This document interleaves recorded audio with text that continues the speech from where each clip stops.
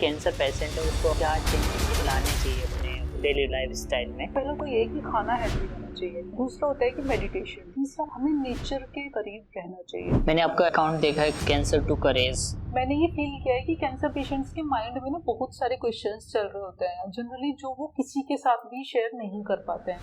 तो इसीलिए मैंने एक कम्युनिटी बिल्ड करी है कि जहाँ पे एटलीस्ट जो भी उनके माइंड में चल रहा है वो सर्वाइवर्स के साथ में वो शेयर कर सकते हैं। ड्यूरिंग ट्रीटमेंट ऐसी कौन सी चीज रही जो आपको लगातार कैंसर से लड़ने की आपको स्ट्रेंथ देती? जैसे फैमिली का सपोर्ट, दूसरा अच्छी बुक्स। कैंसर पेशेंट के लिए कोई भी 3 ऐसी चीजें जो ड्यूरिंग ट्रीटमेंट उनके इमोशंस को कंट्रोल करने में हेल्प करती हो। फर्स्ट चीज हमें करनी चाहिए वो एक्सेप्टेंस होता है।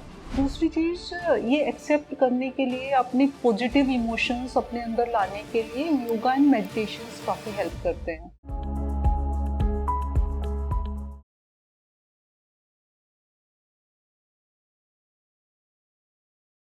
अनएक्सपेक्टेड लाइफ में हो जाए तो लोग ज्यादा प्यार दिखाने लगते हैं। पहले तो ऐसा नहीं था, अभी ये प्यार ऐसे क्यों दिखा रहे हैं? जैसे होता है ना कि इंसान जब तक जिंदा होता है तब तक उसकी कोई तारीफ नहीं कर रहा होता है।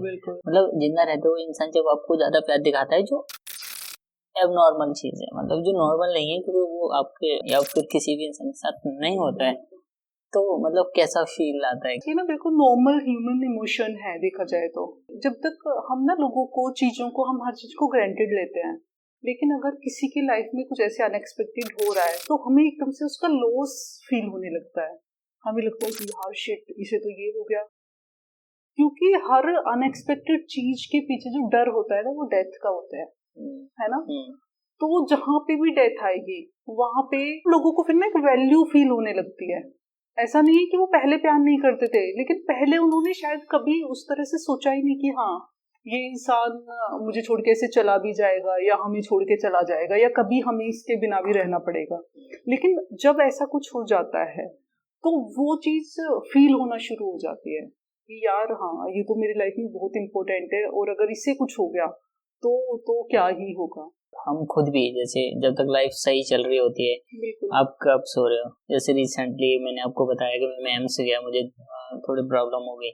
तो पहले कुछ भी चल रहा है, कभी सो रहा हूँ, कभी खा रहे हैं, काम में लगे हुए हैं, लेट नाइट काम कर रहे हैं। लेकिन द मोमेंट के मुझे ये फील हुआ कि मुझे कुछ दिक्कत आ रही है, मैंने दिखाया हॉस्पिटल जाके, तब लगा कि टाइम से सोना है, टाइम से खाना है। तो वो वैसा ही है कि आपको जब उस पर्टिकुलर चीज की वैल्यू पता चलती है तब आप उसको रेक्टिफाई करते हो, या फिर उसके लिए आपके अलग इमोशंस आ जाते हैं। हाँ बिल्कुल, मैंने ये चीज ना कहीं पे पढ़ी थी कि जब आप हेल्दी हो तो आप 1000 चीजों के बारे में सोचते हो, बट एक बार आपकी हेल्थ में कुछ इश्यू हो गया तब सिर्फ आप हेल्थ के बारे में सोचोगे। तो सब कुछ चीजें, फिर घर भी सेकेंडरी है, कार भी सेकेंडरी है, कहीं फॉरेन ट्रिप पे जाना वो भी सेकेंडरी है। उस टाइम पे प्राइमरी हो जाती है सिर्फ हेल्थ, कि बस किसी तरह ये हेल्थ ठीक हो जाए, बाकी सब तो ठीक है। अब पहले हेल्थ ही सबसे पीछे रहती है प्रायोरिटी में। बिल्कुल बिल्कुल, हम वही चीज है ना कि जब तक कोई चीज हमारे पास होती है हम उसे ग्रांटेड लेते हैं। हम कभी इस चीज की वैल्यू फील ही नहीं करते कि अपने पैरों पे चलना भी अपने आप में एक ब्लेसिंग है, जब तक कि पैर में दिक्कत ना हो जाए। है ना। अभी हमें आंख ठीक है, नॉर्मली तो है, सबके होते हैं, 2 हाथ होते हैं, है ना, सबके 2 पैर हैं। लेकिन एक दिन अगर मेरी ये फिंगर ये वर्क नहीं कर रही ठीक से तो मुझे इतनी वैल्यू फील हो रही इस फिंगर की, क्योंकि मैं इसके बिना मैं ऐसे मुट्ठी नहीं बंद कर पा रही हूँ, कुछ नहीं कर पा रही हूँ। जो कैंसर का आपको सबसे पहले पता चला, उस मोमेंट पे क्या फीलिंग थी? आप कैसे सोच रहे थे, कैसे लाइफ में कंपैरिजन चल रही थी? जब मुझे पहली बार पता चला ना, एक तो वो मेरे लिए ना कुछ अनएक्सपेक्टेड नहीं था, क्योंकि मैंने जब भी डायग्नोस हुआ उससे पहले मैं एक मेडिकल टूरिज्म कंपनी के लिए कंटेंट लिखती थी, और वो कंटेंट सारा कैंसर रिलेटेड ही होता था। तो मुझे सारे सिम्टम्स पहले से पता थे। इवन मैंने ही डॉक्टर को फोर्स किया कि प्लीज मेरे कैंसर के टेस्ट कराओ, क्योंकि सारे सिम्टम्स मुझे ये कोलोरेक्टल कैंसर के लग रहे हैं। इवन डॉक्टर ने उस टाइम पे बोला कि नहीं ऐसा नहीं है, कि तुम ज्यादा सोच रही हो, क्योंकि तुमने ये पढ़ा है लिखा है इसलिए तुम ज्यादा सोच रही हो, ऐसा नहीं होता, तुम्हें कैंसर नहीं हो सकता, है ना। एज, क्योंकि जो भी फिजिशियंस होते हैं वो एज को जरूर कंसिडर करते हैं कि इस एज में कैंसर नहीं होता। दूसरा, जो कैंसर के बारे में एक मिसकंसेप्शन है वो ये है कि वेट कम हो जाता है, बट वो वेट इनिशियली कम नहीं होता, वो लास्ट स्टेज में जाके वेट कम होता है। तो डॉक्टर को ये था कि नहीं तुम्हारा तो वेट कम नहीं हुआ है, तुम्हारा तो और बढ़ रहा है वेट, तो नहीं तुम्हें तो कैंसर हो ही नहीं सकता है। तो डॉक्टर्स ने वो टेस्ट नहीं कराए उस टाइम पे, बट मुझे कहीं ना कहीं पता था कि हाँ मेरी बॉडी में ऐसा कुछ इशू है। तो जब कोलोनोस्कोपी कराया डॉक्टर ने, अनुज ने मुझे बताया जब, तो मेरा रिएक्शन बहुत ही नॉर्मल था, क्योंकि कहीं ना कहीं वो मैं एक्सपेक्ट कर रही थी, वो एक्सपेक्टेड था, मैंने ज्यादा नहीं सोचा। हम इवन ये बोल सकते हैं कि कहीं ना कहीं आई वॉज रिलीव्ड कि हाँ अब टेस्ट हो गए हैं, तो अब क्योंकि अब तक तो हमने वो चीज एक्सेप्ट ही नहीं करी थी ना कि हाँ कोई डिजीज ऐसा कुछ चल रहा है अंदर। डॉक्टर भी मानने के लिए तैयार नहीं थे, फैमिली मेंबर्स भी मानने के लिए तैयार नहीं थी। इवन टेस्ट को लेके कई बार मैं अनुज को बोल रही हूँ कि यार मुझे तो टेस्ट कराना है, अनुज बोल रहे हैं कि डॉक्टर मना कर रहे हैं, फिर तुझे क्या जरूरत है टेस्ट कराने की, है ना। जब डॉक्टर मना कर रहे हैं तो तू क्यों फालतू की डिजीज क्रिएट कर रही है ना, कि नहीं मुझे तो कराना ही है टेस्ट, क्योंकि डॉक्टर को ज्यादा पता होगा ना। तो कई बार हम लोगों का छोटे मोटे से ऐसे वो नोकझोंक सी हुई इस चीज को लेके। तो जब डायग्नोस हुआ तो मैं बहुत ज्यादा वैसा नहीं था कि ये क्या ही हो गया, है ना। अचानक से ऐसा नहीं लगा कि मुझे अचानक से ही पता चला है, मतलब उसके रिलेटेड चीजें पहले से पता थी हाँ सिम्टम्स, क्योंकि वो पहले से कहीं ना कहीं लग रहा था, मुझे ऐसा लग रहा था कि ये लोग मेरे टेस्ट क्यों नहीं करा रहे हैं जिससे मेरा ट्रीटमेंट जल्दी शुरू हो जाए। डाइट पहले भी ठीक थी, ऐसा नहीं था डाइट खराब थी, बट थोड़ा सा इधर उधर हो ही जाता है ना। जब तुम जॉब कर रहे हो तो ऐसे होता है कि तुम टाइम पे खाना नहीं खा रहे हो कई बार। उसके बाद थोड़े से चेंज हो जाए कि जैसे अभी सर्दियां हैं तो 6 बजे तक मैं खा लेती हूँ खाना, गर्मियों में ऐसा होता है कि हाँ 6:30-7 तक खा लिया है खाना। कैंसर के जो अभी केसेस के बारे में हम बात करें वर्ल्ड वाइड, तो 3rd highest case in India right now. ऐसा क्या लगता है रीजन कि इंडिया में इतने ज्यादा केसेस कैंसर के हो रहे हैं? बिकॉज मैं पहले जब छोटा था तब मैं सुनता था कि कैंसर एक कोई बीमारी है, और ये भी सुनता था कि ये बहुत खतरनाक बीमारी है, लेकिन ऑनेस्टली मतलब ये चीज सोचना सही नहीं है, लेकिन मैं सोचता था कि मैंने तो कोई देखा ही नहीं और बीमारी है भी, और ये किसी को मैंने तो नहीं कोई पेशेंट देखा इसका, मतलब अपने आसपास कोई नहीं था, कोई नहीं हाँ, होता था।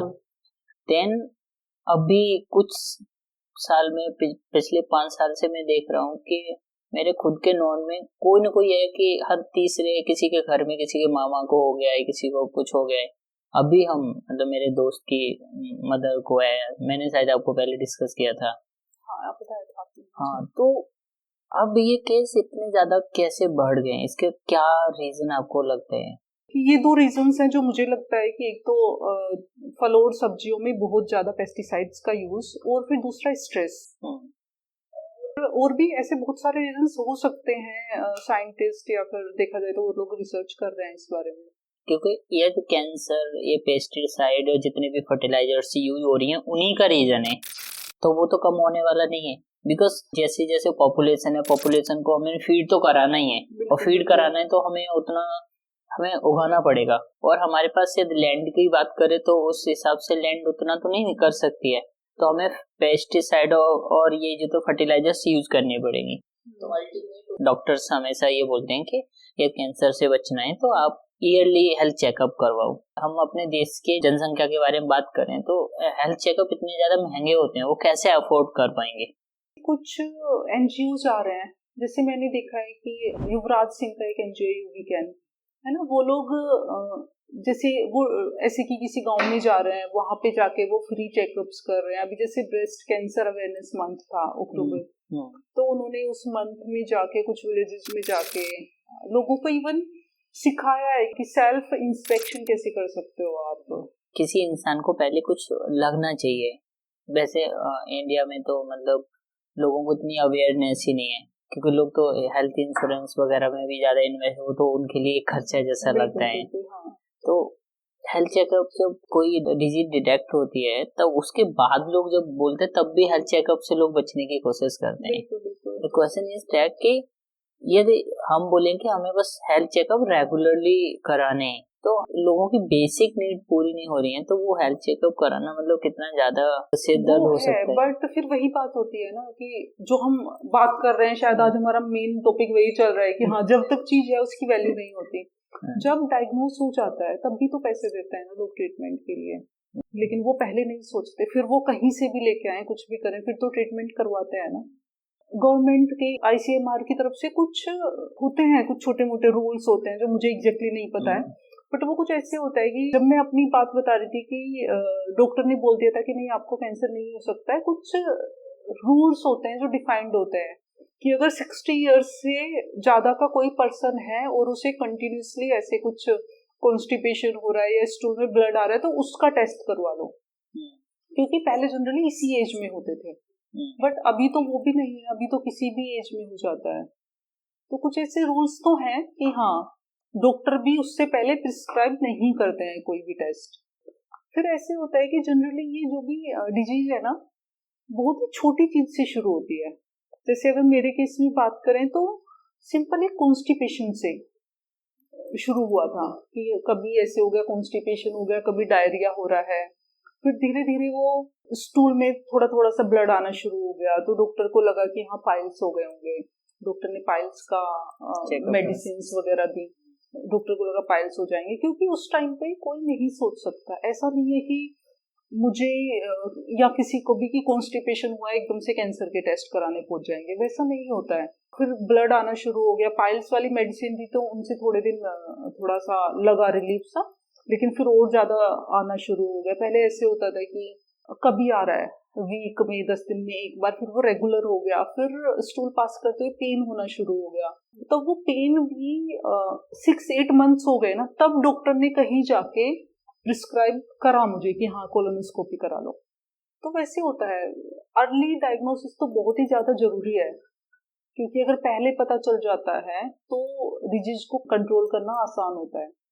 बट जब अगर पूरी बॉडी में स्प्रेड हो गया, जनरली वही होता है कि जब तक पता चलता है ना, जब तक ऐसे होता है कि हाँ भी अब टेस्ट करा लेते हैं, तब तक जनरली वो स्प्रेड हो चुका होता है। जो वेट लॉस की हम बात करते हैं कि हाँ कैंसर में वेट लॉस होना चाहिए, वो 4th स्टेज पे जाके होता है। तब ऐसा होता है कि हाँ तुम्हारी पूरी बॉडी में ऑलमोस्ट स्प्रेड हो गया है और लीवर ने काम करना कम कर दिया है, और अभी तुम्हारा जो खाना तुम खा रहे हो वो डाइजेस्ट नहीं हो रहा है ठीक से, क्योंकि तुम्हारा लीवर ठीक से वर्क नहीं कर रहा है, तब वेट लॉस होना शुरू होता है। तो मुझे कई बार ये भी लगता है कि थोड़े से ना जो भी प्री डिफाइंड ये रूल्स हैं ये थोड़े से चेंज होने चाहिए, क्योंकि पहले हाँ एक टाइम था जब 60 इयर्स से ऊपर 50 इयर्स से ऊपर उन लोगों को होता था, मतलब अभी अवेयरनेस की ज्यादा जरूरत है, अवेयरनेस की जरूरत है। और मुझे ऐसा भी लगता है कि ICMR या एम्स जो भी रूल्स करता है पास, जो एक गाइडलाइंस डॉक्टर्स को देते हैं, फिजिशियंस को देते हैं, उनमें टाइम लिमिट भी होनी चाहिए कि अगर 3 वीक से ज्यादा या 4 वीक से ज्यादा या 5 वीक से ज्यादा हो रहा है, इररिस्पेक्टिव ऑफ एज, है ना। अभी डॉक्टर्स एज को भी कंसिडर करते हैं। अभी भी मेरे पास, जैसे मैं एक कैंसर टू करेज चैनल चला रही हूँ, बहुत सारे लोगों की मेरे पास DMs आते हैं। अभी आप बहुत सारे लोगों को मेंटोर करते हैं, जैसे आपने अभी बताया थोड़े दिन पहले आप एम्स में गए थे लोगों के लिए अवेयरनेस के लिए, क्या प्रोग्राम था बेसिकली? जब कोलोरेक्टल कैंसर की सर्जरी होती है ना, तो जनरली क्या होता है कि वो इंटेस्टाइन में है ना, रेक्टम वाले पार्ट में है, तो जनरली क्या होता है कि कई बार वो रेक्टम रिमूव करना पड़ता है, APR बोलते हैं उसे सर्जरी को, वो रेक्टम रिमूव करना पड़ता है, और फिर स्टमक में एक स्टोमा क्रिएट किया जाता है जहां से पूरा जो भी स्टूल पास करना, लिफिकेशन, वो पूरा प्रोसेस वो वहां से होता है। फिर तो एक पाउच वहां पे लगता है, स्टमक पे एक पाउच लगा होता है, वो वहां से पूरा फिर वो वॉशरूम में जाके क्लीन करना होता है। तो उससे रिलेटेड एक सोसाइटी है वहां पे, जो पाउच यूज हो रहा है, जो प्लेट यूज हो रही है, और भी बहुत सारे प्रोडक्ट्स वहां पे यूज होते हैं। तो वो एक सोसाइटी है पूरी, ओस्टमी सोसाइटी। ये रेक्टम के केस में होता है। फिर कुछ लोगों को यूरिनरी ब्लैडर में होती है डिजीज, कैंसर वहां होता है, तो उनका वो ब्लैडर रिमूव होके, जो भी मुझे एग्जैक्टली उसका प्रोसेस नहीं पता है, बट उन्हें यूरिन के लिए भी लगता है, उसे अल्स्टोमी बोलते हैं, वो होता है। तो उसी की पूरी सोसाइटी है ओस्टमी सोसाइटी। वहां पे उनका ईयरली इवेंट था, तो वहां पे जो भी ओस्टमी के प्रोडक्ट्स सप्लाई करते हैं कंपनीज, वो सारी कंपनीज आई हुई थी। इसके अलावा जो भी, जैसे जिन लोगों को वहां पे ऐसे ऐसे लोग थे जिन्हें 35 ईयर्स से ये ओस्टमी कोलोस्टोमी लगा हुआ है, वो अच्छे से मैनेज कर रहे हैं। तो कुछ जो नए लोग हैं जिन्हें अभी लगा है, उन्हें गाइड कर देते हैं। किसी को कोई क्वेश्चन है तो वो कोलोस्टोमी जो कंपनीज हैं उनसे भी पूछ सकता है, जो ओस्टमी कंपनीज हैं, या फिर वहाँ पे मेंबर्स हैं, कुछ जो सीनियर मेंबर्स हैं वो भी आपकी प्रॉब्लम्स को सोल्व कर सकते हैं। वो अवेयरनेस कैंपेन टाइप का था कुछ क्या?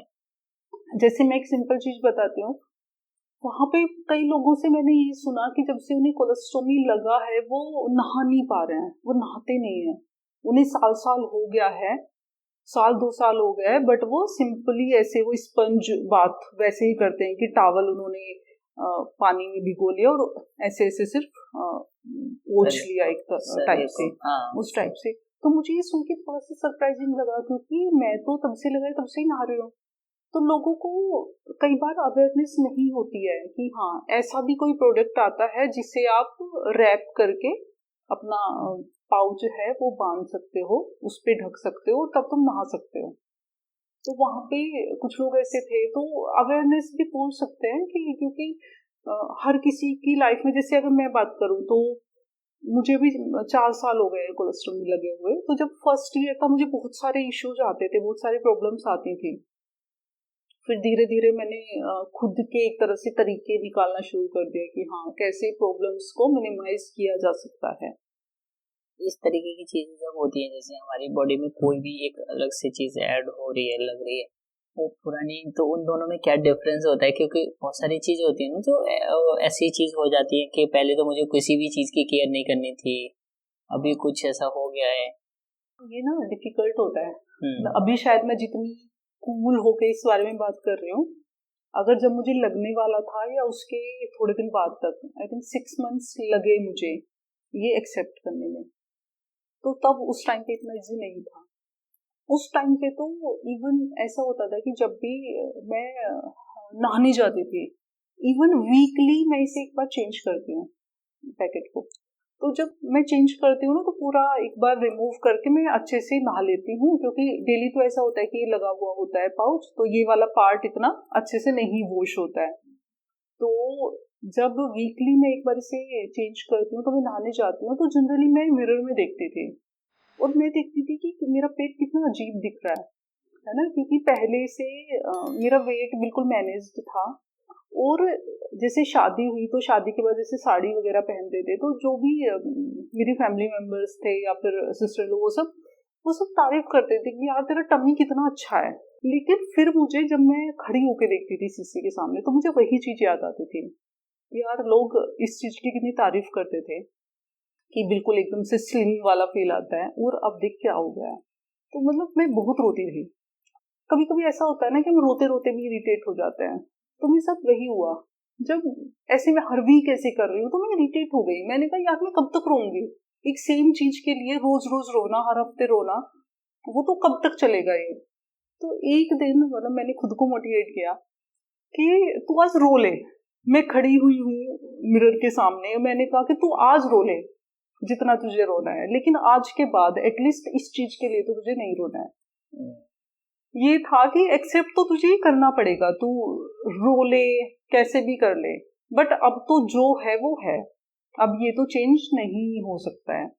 ये कितना टफ होता है जब हमारी लाइफ में ऐसी चीज कुछ होती है। तो फिजिकल हेल्थ तो हमारी डाउन हो रही है, साथ में हम मेंटल स्ट्रेस में भी रहते हैं, मेंटल। तो उस पर्टिकुलर समय में हम अपने आप को कैसे मैनेज करें? हाँ राइट, फिजिकल तो चल ही रहा है, उससे कहीं ज्यादा मेंटल होता है। हाँ। उसमें सबसे पहले तो फैमिली का सपोर्ट बहुत ज्यादा रिक्वायर्ड होता है, और फैमिली के सपोर्ट से पहले भी तुम्हारा मेंटली स्ट्रोंग होना बहुत ज्यादा जरूरी होता है। और वो कब हो सकता है? अगर आपने डिजीज को, अपनी सिचुएशन को आपने एक्सेप्ट कर लिया है। इस चीज में मेडिटेशन काफी हेल्प करता है। किसी भी चीज का अगर सॉल्यूशन की बात करें तो सबसे पहले उसे एक्सेप्ट करना होता है ना। जब मैं एक बार एक्सेप्ट कर लूंगी कि ठीक है मैं अब वो नहीं हो सकती जो मैं 5 साल पहले थी, बट एटलीस्ट मैं हूं तो सही। एग्जैक्टली, है ना, आपने जो चेंज हुआ उसको एक्सेप्ट कर लिया। हाँ बिल्कुल, क्योंकि जब तक मैं एक्सेप्ट नहीं करूंगी ना, मैं 5 साल पहले वाली मोनिका को सोच सोच के रोती रहूंगी, परेशान होते रहेंगे। हाँ परेशान होती रहूंगी। लेकिन एक बार जब मेरे अंदर एक्सेप्टेंस आ जाएगी ना कि हाँ अब तो जो है वो ये ही है, अभी तुम इस टाइम को या जो भी तुम्हारी लाइफ है तुम इसे अभी रो के काट लो या तुम एंजॉय कर लो इस लाइफ को, दोनों ऑप्शंस हर किसी के पास होते हैं। तो वही होता है कि मैंने ये ऑप्शन चुना कि ठीक है, लाइफ का किसी का भी नहीं पता है। ऐसा नहीं है कि सिर्फ किसी को कैंसर है तो उसकी लाइफ ही कुछ अनएक्सपेक्टेड हो गई है, किसी की लाइफ का कुछ पता नहीं है। तो ये ही मैंने तो सीखा है लाइफ से कि अपने हर मोमेंट को, हर चीज को, हर दिन को एंजॉय करो, क्योंकि सांस की वैल्यू ना वो इंसान समझ सकता है जिसने पता नहीं कितनी बार ये फील किया हो कि हाँ पता नहीं मैं कल होंगी या नहीं होंगी, परसों होंगी या नहीं होंगी, है ना। वो इस लाइफ की वैल्यू समझ सकता है, और मैंने इसकी वैल्यू बहुत अच्छे से समझी है। क्योंकि बहुत सारे ऐसे डार्क टाइम्स थे जब लगता था कि जैसे डॉक्टर ने कई बार बोला कि 6 मंथ से ज्यादा तो नहीं बच सकती। डॉक्टर ने बोला कि अब तो पैलिएटिव कीमो ही होगी। वो ऐसा होता है कि मतलब तुम्हारी डिजीज खत्म नहीं की जा सकती, बट यस तुम्हारे जो सिम्टम्स है ना उस डिजीज के, सिर्फ उन सिम्टम्स को मैनेज किया जा सकता है। तो कई बार वो सुना है डॉक्टर से, तो लगता था कि यार कि अब तो लाइक कुछ भी नहीं बचा है लाइफ में। बट पहले ऐसा होता था कि हम प्लान करते थे कि हम यार ये काम कर लेते हैं पहले, फिर वहां घूमने जाएंगे, है ना, ये और कर लेते हैं, फिर वहां घूमने जाएंगे, ये तब के लिए सेविंग कर लेते हैं, है ना, ये तब के लिए कर लेते हैं। बट अभी हम इतना लंबा प्लान ही नहीं करते कुछ। अभी हमारे प्लान 3-4 वीक के होते हैं बस, कि हाँ नेक्स्ट वीक ये करना है, उसके नेक्स्ट वीक वो करना है, उसके नेक्स्ट वीक वो करना है। कैंसर पेशेंट के लिए कोई भी 3 ऐसी चीजें जो उनके उस ड्यूरिंग ट्रीटमेंट उनके इमोशंस को कंट्रोल करने में हेल्प करती हों। तो ड्यूरिंग ट्रीटमेंट जो मुझे लगता है कि जो सबसे फर्स्ट चीज हमें करनी चाहिए वो एक्सेप्टेंस होता है, कि हमें जो भी चल रहा है, जो भी डिजीज है, जो भी डायग्नोसिस है, वो हमें एक्सेप्ट करना होगा। क्योंकि एक बार हम एक्सेप्ट कर लेंगे तभी उसके सॉल्यूशन के बारे में सोचेंगे, और जो नेगेटिव थॉट्स हैं, जो डायलेमास हैं, वो वहां पे खत्म हो जाएंगे। दूसरी चीज, ये एक्सेप्ट करने के लिए, अपने पॉजिटिव इमोशंस अपने अंदर लाने के लिए योगा एंड मेडिटेशंस काफी हेल्प करते हैं। जो आपका कैंसर ट्रीटमेंट था उसमें सबसे ज्यादा डरावना क्या था? जब लंग्स में डायग्नोज हुआ था तो उस टाइम पे ऐसे था, लेफ्ट लंग में 1 लेजन है और राइट लंग में 2 लेजन है। तो लेफ्ट वाले की तो सर्जरी हो गई, ठीक है। फिर राइट वाले का ऐसे था कि एक बार ये रिकवर हो जाएगा तो राइट लंग की सर्जरी करेंगे। तो जब 1 मंथ के बाद इस सर्जरी के लिए मैं एडमिट हुई तो उन्होंने उससे पहले एक सीटी स्कैन कराया। उस सीटी स्कैन में वो 2 लेजन्स की जगह वो 4 आ रहे थे। तो 4 आ रहे थे, वो भी डिफरेंट डिफरेंट लोब्स में। तो उस टाइम पे डॉक्टर्स भी थोड़े से डिवाइड हो गए, कि क्योंकि उस टाइम पे सर्जरी करना ठीक नहीं था, और अगर सर्जरी नहीं कर रहे हैं तो बॉडी में है वो कहीं भी स्प्रेड हो सकता है। डॉक्टर्स को ये लग रहा था कि अगर सर्जरी कर भी देते हैं तो कुछ ज्यादा लाइफ बढ़ाई नहीं जा सकती, लाइफ पे कोई बहुत ज्यादा इम्पैक्ट पड़ेगा नहीं। कुछ डॉक्टर्स को लग रहा था कि नहीं, सर्जरी कर देते हैं, एटलीस्ट ये निकल जाएंगे तो मैनेज किया जा सकता है। तो वो मतलब वो दिन बहुत ही, इमोशंस की अगर बात करें तो उस दिन मैं बहुत ही ज्यादा खराब फील कर रही थी। क्योंकि उससे पहले तो ये था कि हाँ कंट्रोल कर लूंगी, कंट्रोल कर लूंगी। बट जब डॉक्टर्स ने उस दिन बोला ना कि अब तो पैलिएटिव कीमो ही हो सकती है, कि उसमें ये है कि डिजीज को कुछ नहीं किया जा सकता, सिर्फ जो डिजीज की वजह से जो सिम्टम्स आएंगे उनको कंट्रोल कर सिर्फ उन सिम्टम्स को मैनेज किया जा सकता है। तो एक तरह से डिजीज ऐसे ही है बॉडी में। तो वो दिन का मैं आई थिंक मैं बहुत ज्यादा रोई थी उस दिन, बहुत ज्यादा, कि मुझे लगा कि यार क्या अब क्या आगे। फिर मैंने मेडिटेट किया। आई थिंक सबसे अगर इम्पैक्टफुल मेडिटेशन की बात करूँ तो उस दिन था 30-35 मिनट मैंने मेडिटेट किया। उसके बाद अगर आप मुझे पहले देखते उस मेडिटेशन के बाद देखते तो आपको लगता है कि कोई 2 डिफरेंट पर्सन है। मतलब मेडिटेशन का इतना इम्पैक्ट होता है।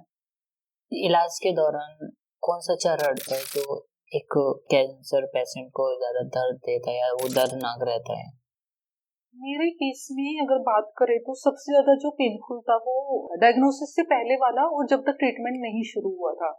क्योंकि उस टाइम पे इतनी ज्यादा दिक्कत होती कि स्टूल पास करने में पेन होता था बहुत ज्यादा। तो मैं जब भी वॉशरूम जाती थी मैं रोते हुए आती थी वहां से, तो वो मेरे लिए बहुत ज्यादा पेनफुल था। और वो पेन ऐसा था कि वो हर वक्त होता रहता था। तब तो और ज्यादा होता था तब स्टूल पास करने में, बट वो वैसे भी वो हर वक्त होता रहता था।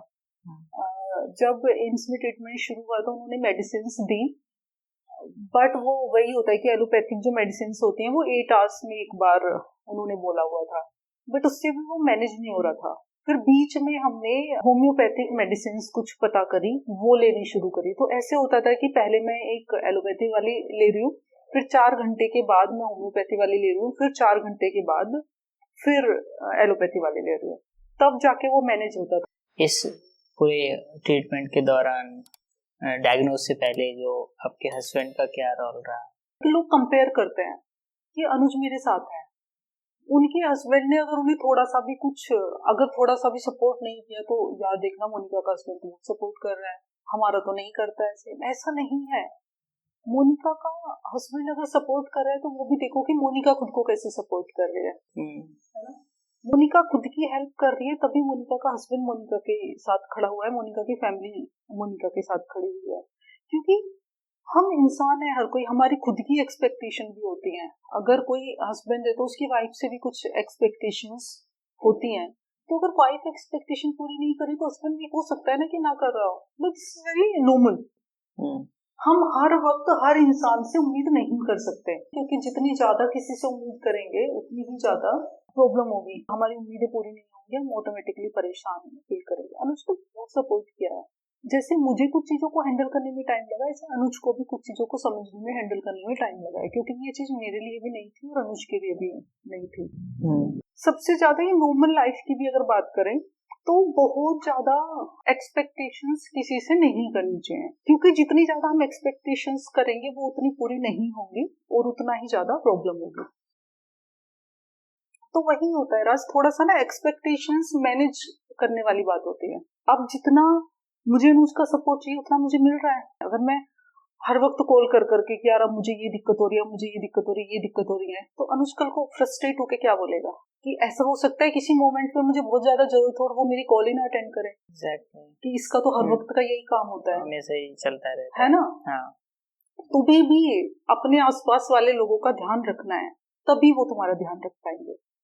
समाज ने आपको इस पूरे इलाज के दौरान किस तरीके से सपोर्ट किया या फिर जज किया? हर किसी का देखा जाए, बहुत सारे लोग होते हैं, हर किसी के डिफरेंट थॉट्स होते हैं, सबका थिंकिंग प्रोसेस डिफरेंट होता है, तो लोगों ने उसी तरह से रिएक्ट किया। जैसे कुछ लोगों ने बहुत ही अच्छे से सपोर्ट किया, कुछ लोगों ने इवन जिन्हें भी मानते थे कि बहुत ही अच्छे फ्रेंड्स हैं, उन लोगों ने इवन कॉल तक करके पूछा नहीं, है ना। कुछ लोग ऐसे थे जिनसे मुझे कोई एक्सपेक्टेशन नहीं थी, लेकिन वो आके खड़े हो गए, वो मुझे देखने आ रहे हैं, मिलने आ रहे हैं मुझसे, है ना।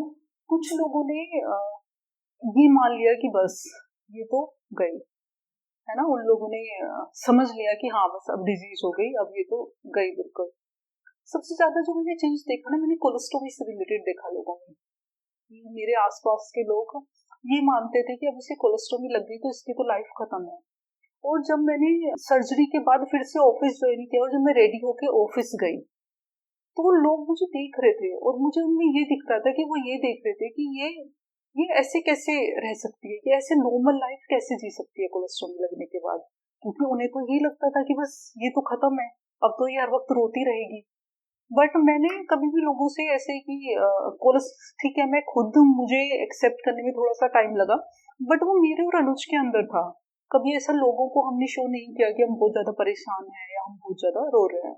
तो सबके रिएक्शंस अलग अलग थे, सबका सपोर्ट करने का तरीका भी अलग अलग था। कोई कॉल करके पूछ रहा था जो नहीं आ सकता है, जो आ सकता है वो आके पूछ रहे थे। During cancer and post cancer आपने अपनी डेली रूटीन में, हैबिट्स में क्या चेंजेस किए, और जो एक कैंसर पेशेंट है उसको अपने क्या चेंजेस लाने चाहिए अपने डेली लाइफ स्टाइल में? सबसे पहले तो मुझे लगता है कि बिल्कुल, जिससे जनरली क्या होता है कि अगर हम बहुत ज्यादा जंक भी नहीं खा रहे हैं तो खैर इसका कोई प्रूफ नहीं है कि जंक खाने से कैंसर हो रहा है, बट फिर भी बॉडी जितनी हेल्दी रहेगी उतनी इन सारी चीजों को मैनेज किया जा सकता है। कि अगर हम अच्छा खाना खा रहे हैं तो कॉन्स्टिपेशन, डायरिया, इन सारी चीजों को वो मैनेज किया जा सकता है। तो सबसे पहले तो ये कि हेल्दी खाओ, जो हमारे पूर्वज वो भी कहते आए हैं कि हाँ घर का खाना खाओ, हेल्दी खाना खाओ, सब्जियां खाओ, फल खाओ, वो खाओ, ये सारा खाओ। तो पहला तो ये कि खाना हेल्दी होना चाहिए। फिर दूसरा होता है कि मेडिटेशन, है ना, ध्यान करना चाहिए। क्योंकि ध्यान से क्या होता है कि हम कई बार जो स्ट्रेस, जो रेगुलर लाइफ है, कॉर्पोरेट लाइफ है, इसमें स्ट्रेस नॉर्मल है। जब हम मेडिटेट करते हैं तो हम चीजों की अच्छाइयाँ बुराइयां समझ सकते हैं। तो वो स्ट्रेस कहीं ना कहीं तक वो ठीक हो जाता है, वो रिलीव हो जाता है जब हम थोड़ा सा वो डीप थिंकिंग करते हैं। तीसरा मुझे लगता है कि हमें नेचर के थोड़ा करीब रहना चाहिए। कैंसर से पहले एंड कैंसर के बाद आपकी पर्सनालिटी में क्या चेंजेस आए हैं? कैंसर डायग्नोज होने से पहले और अब में जो अगर बात करें कि मेरी पर्सनैलिटी में ऐसे क्या चेंजेस आए हैं, तो सबसे पहला चेंज है कि फूड हैबिट्स। ऐसा नहीं है कि मैं पहले बहुत ज़्यादा कॉन्शियस नहीं थी खाने के लिए, पहले भी थी, बट पहले काम के चक्कर में खाना इधर उधर हो जाता था, खाने का टाइमिंग परफेक्ट नहीं होता था, लेट नाइट खाना हो जाता था कई बार। अभी मैं बिल्कुल ध्यान रखती हूँ कि हाँ, मुझे अगर सनसेट से पहले खाना खाना है तो मुझे खाना है। तो पहला चेंज तो ये आया है। दूसरा चेंज आया है कि पहले मैं बहुत ज़्यादा चीज़ों को, जो प्लानिंग होती थी वो बहुत ही ज़्यादा लॉन्ग टर्म होती थी, चीज़ों को पोस्टपोन करते रहते थे। जैसे मुझे ट्रैवलिंग बहुत पसंद है, बट पहले हम उन्हें उसे पोस्टपोन करते रहते थे प्लान को। अभी अगर हमें जाना है तो जाना है, हम अगले सिर्फ 2-3 वीक का ही प्लान करते हैं और चले जाते हैं। तीसरा जो चेंज आया है वो ये है कि पहले कोई छोटी सी प्रॉब्लम भी परेशान कर देती थी, अभी ऐसा नहीं है। अभी शायद ही बहुत ज्यादा बड़ी प्रॉब्लम झेल ली है, तो अभी छोटी प्रॉब्लम्स तो प्रॉब्लम्स ही नहीं लगती। पहले मैं बहुत ज्यादा वर्क सेंट्रिक थी, पहले हेल्थ को इग्नोर करती थी, काम पे ज्यादा फोकस रहता था। जब मैंने अपनी वेबसाइट शुरू करी तो मैं 15-15, 16-16 घंटे बैठ के काम करती थी, हेल्थ पे बिल्कुल ध्यान नहीं देती थी उस टाइम। बट अभी ऐसा हो गया है कि हाँ ठीक है, काम भी करना है बट हेल्थ पहले है। ड्यूरिंग ट्रीटमेंट ऐसी कौन सी चीज रही जो आपको लगातार मोटिवेट करती रही, कैंसर से लड़ने की आपको स्ट्रेंथ देती रही? देखा जाए तो ऐसी बहुत सारी चीजें हैं, जैसे फैमिली का सपोर्ट, वहां से भी मोटिवेशन मिलता है। दूसरा, अच्छी बुक्स, मैंने बहुत सारी बुक्स पढ़ी हैं, मैं हमेशा से काफी सेल्फ हेल्प वो सारी बुक्स पढ़ती रहती हूँ। बट अगर मैं एक ऐसी बुक का नाम लूं जिसने मुझे सबसे ज्यादा मोटिवेट किया है, तो वो है Man's Search for Meaning by Victor Frankl. ये बुक मोटिवेटिंग क्यों है? क्योंकि जो इसके ऑथर थे ना, विक्टर फ्रैंकल, वो एक साइकेट्रिस्ट थे और एक होलोकास्ट सर्वाइवर भी थे। तो हिस्ट्री के अगर सबसे ड्रेडफुल टाइम की बात करी जाए तो वो होलोकास्ट था, जिसे सुन के भी लोगों की रूह कांप जाती है, और उन्होंने वो टाइम जिया है। और ऐसे टाइम पे भी अगर वो होप बनाए रख सकते हैं, तो मेरा तो कैंसर का डायग्नोस उसके सामने कुछ भी नहीं था। तो उस बुक ने मुझे बहुत ज्यादा मोटिवेट किया है। आप खुद ही सोचो कि आपकी बॉडी में स्ट्रेंथ नहीं है ना, आप कुछ काम नहीं कर सकते, लेकिन आपको काम सिर्फ इसलिए करना है कि अगर आप काम नहीं करोगे तो आप किसी काम के नहीं हो और आपको चिमनी में डाल दिया जाएगा। तो उस टाइम पे आपको अपने अंदर होप कैसे रख सकते हो आप? तो इस बुक ने मुझे बहुत ज्यादा मोटिवेट किया था। मैंने आपका अकाउंट देखा है, कैंसर टू करेज, उसका बनाने का क्या पर्पज है? मैंने ये फील किया है कि कैंसर पेशेंट्स के माइंड में ना बहुत सारे क्वेश्चंस चल रहे होते हैं जनरली, जो वो किसी के साथ भी शेयर नहीं कर पाते हैं। तो इसीलिए मैंने एक कम्युनिटी बिल्ड करी है कि जहाँ पे सारे कैंसर पेशेंट्स होंगे और वो एटलीस्ट जो भी उनके माइंड में चल रहा है वो फेलो पेशेंट्स के साथ में या सर्वाइवर्स के साथ में वो शेयर कर सकते हैं। इसमें ऐसा नहीं है कि इसमें उन्हें जो भी उनके माइंड में चल रहा है उसका सॉल्यूशन मिल जाएगा, लेकिन कई बार वो शेयर करने से भी ना एक बर्डन सा कम हो जाता है। तो इसलिए कम्युनिटी बनाई है मैंने। मैं प्लान कर रही हूँ कि उसका वीकली मीटअप्स करेंगे, अभी तक नहीं करे हैं बट मैं प्लान कर रही हूँ कि वीकली मीटअप्स हम करेंगे। क्या आप कैंसर जो ट्रीटमेंट के बाद पहले से ज्यादा स्पिरिचुअल हो गई हैं या पहले भी आप थी? ड्यूरिंग द ट्रीटमेंट ना कई बार मेरे साथ ऐसे होता था कि जैसे मैं काफी पॉजिटिव हूँ, बट ये ऐसा टाइम होता है कि कोई भी ऐसे 100% पॉजिटिव नहीं रह सकता कि मैं 30 डेज अगर मंथ में तो मैं 30 डेज पॉजिटिव हूँ। उसमें ऐसा होता था कि 1-2 दिन कभी मैं थोड़ा सा लो फील करती थी, मैं रोने लगती थी, या फिर कुछ भी मुझे थॉट्स आ रहे हैं नेगेटिव। तो मैंने उसका रूट कोज फाइंड आउट करने का ट्राई किया और मैंने समझा कि वो सारा जो भी होता है ना वो सब फियर ऑफ डेथ होता है ना। तो तब मैं थोड़ा स्पिरिचुअलिटी में आई कि अगर ये डेथ है तो क्या है, अगर सारे फियर इसी से रिलेटेड हैं, अगर हम छत पे खड़े हुए हैं, अगर मुझे ऊंचाई से डर लगता है तो वो डर क्या है? डेथ का ही है ना, कि छत से गिर के मैं मर जाऊंगा।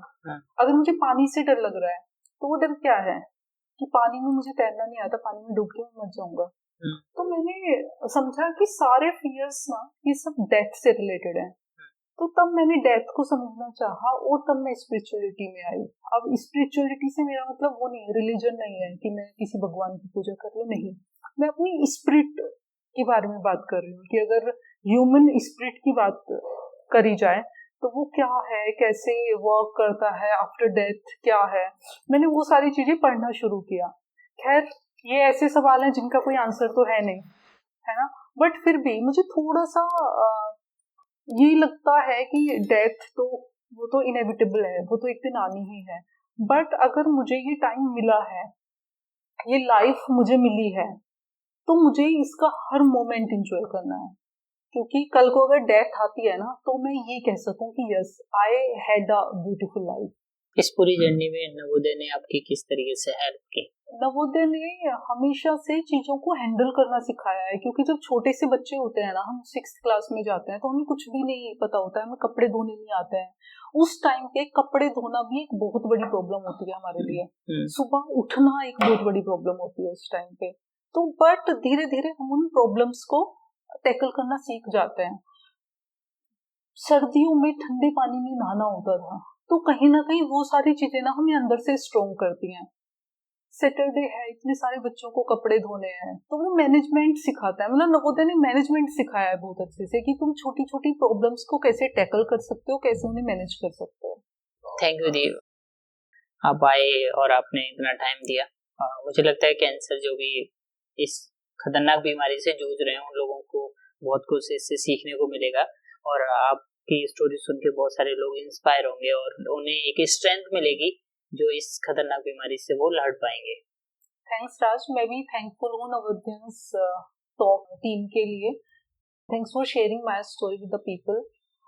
अगर मेरी स्टोरी से किसी एक पर्सन को भी कुछ मोटिवेशन मिल सकता है, कुछ प्रेरणा मिल सकती हो, तो मुझे बहुत सही लगेगा। Hi, I'm Raj Satyan. I love to know about your view for this episode. Please like, share and subscribe this channel, Navodaya Talks, and connect with us for a future episodes as well. Thank you.